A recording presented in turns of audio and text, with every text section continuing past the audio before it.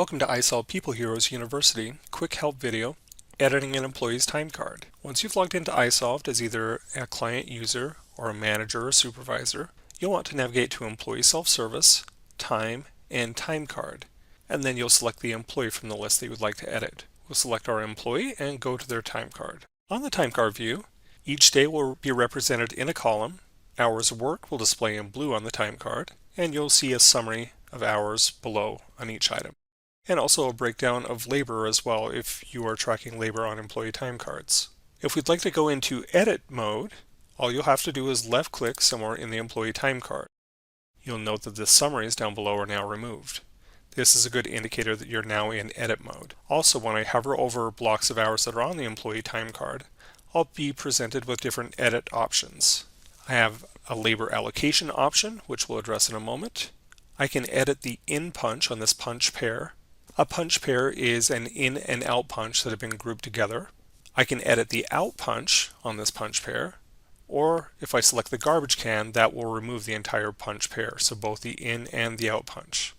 Let's say that this employee forgot to clock in right when they got to work, but they actually arrived and started working a little bit earlier.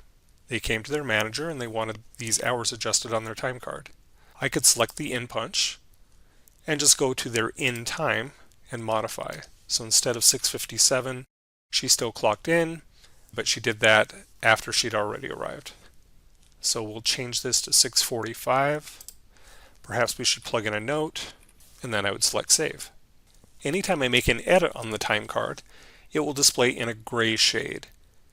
This information has been saved, but if I want to refresh my view and view the edits, I would want to go to the action bar and select show results. And now we'll see this modification. Since I did enter a note on the time card as well, you'll see a little pencil icon, and the notes when I hover over this block of hours are indicated off to the side. The hours are adjusted slightly for the employee now.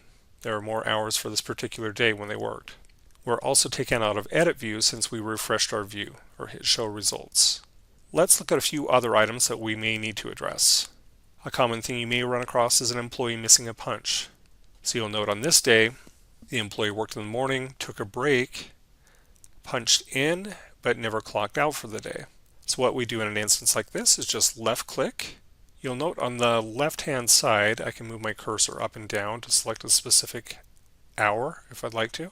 I'll select punch in this case. There is also an option to add hour records, which is a little bit different, and we'll have a look at that in a moment.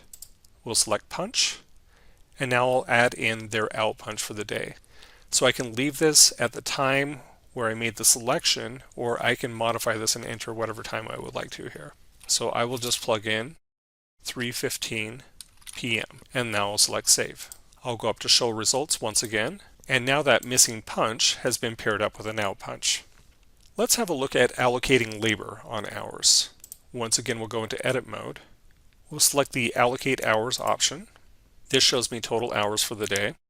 So this would only be in an instance where you are tracking some sort of labor on the employee time card. If I select the double down arrow on either side, this will give me a new row and basically allows me to split up the hours on the employee time card.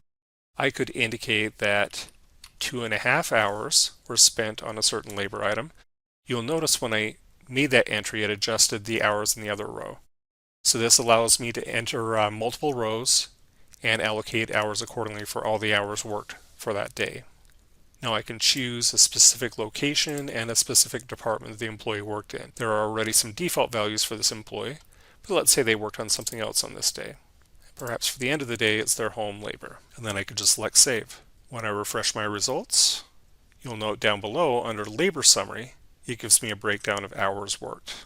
Also, if I hover over the block of hours on the employee time card, there is a section here where it indicates duration spent on each labor selection.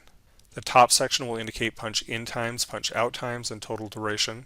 This is converted into decimal here, and also displays policy group, which is the time and attendance roles that are associated with this employee. Lastly, let's look at adding hours to the employee time card. Perhaps this employee only punches in using a time clock, and the time clock was out of order on a day or got unplugged or something happened. So we want to plug in hours for this employee.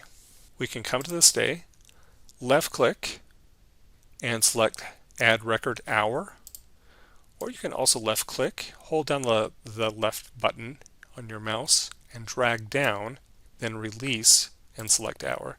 And this will allow you to put a block of hours on the day. When I enter these hours, I'm presented with the option of normal, meal, or break. Normal is just regular worked hours. You could also make an indication that an employee is taking a break or they're taking a meal. Labor group, so I can associate labor with the hours as well, and key in any notes if I would like to. And then I could select save. When I refresh my view or show those results, you'll now see the hours on the employee time card. After entering a block of hours on the employee time card, you'll also be able to make an edit on those hours. You'll note these look a little bit different. This presents me with a copy feature, so I could copy these hours and paste them onto other days. I could also cut and move this to another day. Once again, I have my allocate hours options, and I'll have an edit option where I can adjust duration, start time, or end time. These three fields will be interrelated, so if I adjust my duration and tab out of this field, you'll note that the end time now adjusts to 1 p.m. instead of 3 p.m.